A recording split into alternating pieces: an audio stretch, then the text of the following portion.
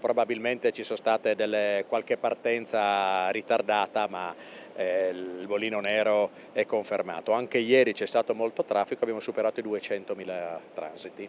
Davide Sartelli, direttore operation di Autostrade Alto Adriatico, lo sottolinea: doveva essere un sabato da bollino nero ed un sabato da bollino nero è stato. Anche se va detto, la task force messa in atto dalla concessionaria ha dimostrato di essere in grado di gestire alla grande i maggiori flussi. Sì, in queste giornate bisogna essere pronti, non c'è nulla di improvvisato, ci sono circa 300 persone a lavorare nei mestieri diversi, quindi dobbiamo governare una situazione prevista di bollino nero. Ad esempio la safety car, grazie alla quale stamani verso le 12 il casello dell'Isert era deserto. Che è partita una safety car dal nodo di Palmanova, lo ha rallentato, in questo momento c'è un'uscita obbligatoria a Villesse che porta per Gorizia, rimarrà circa 20 minuti per poi riaprire quando questo casello sarà svuotato. Tutto questo permette a chi viaggia di avere meno tempi di attesa.